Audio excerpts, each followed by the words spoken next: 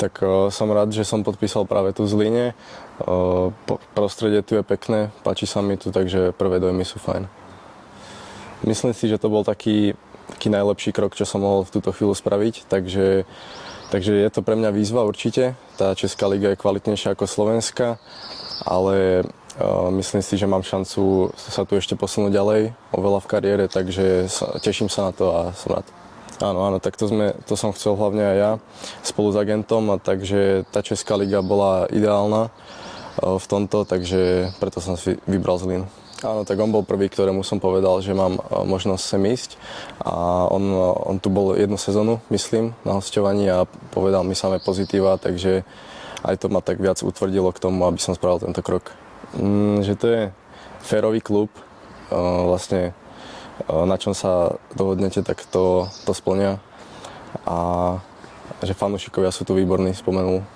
Určite to vnímam ako dôveru a budem sa to snažiť klubu určite vrátiť a na ihrisku dať vlastne všetko, čo vo mne je. Tak určite hrať tú prvú šesku by bolo fajn, lebo tam sú fakt kvalitné mužstvá a tam sa dostať by bolo skvelé. Tak som dynamický hráč, rýchly, ťahový. Hrám väčšinou dopredu, alebo snažím sa hrať dopredu a mám dobré centre, kvalitnú prihrávku a taký ten ťah dopredu. A dobré súboje 1 na 1, aj defenzívne, aj ofenzívne.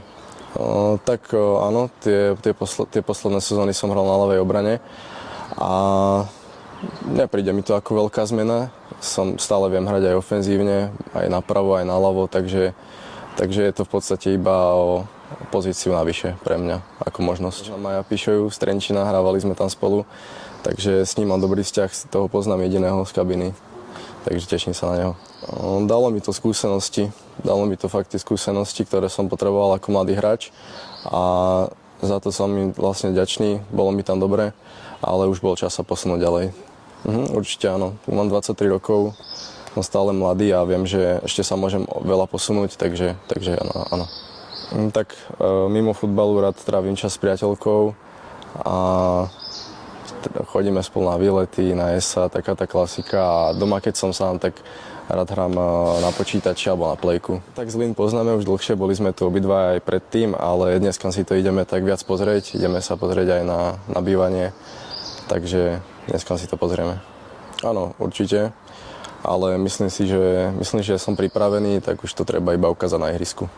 Tak viem, že minulú sezónu, teda tú poslednú, boli úžasní, čo som počul, tak aby si to udržali, aby stále chodili na zápasy a pozdravujem ich. Ideme s priateľkou na dovolenku na Malorku na 7 dní, takže tam si ešte trošku odpočinem, ale už pomaly sa začnem pripravovať na prípravu. To místo nabité zvláštní energií, s lidmi s neutuchající touhou tvořit, podnikat a společně žít v moderním a bezpečném městě uprostřed zeleně. To je Zlín, město nekonečných možností.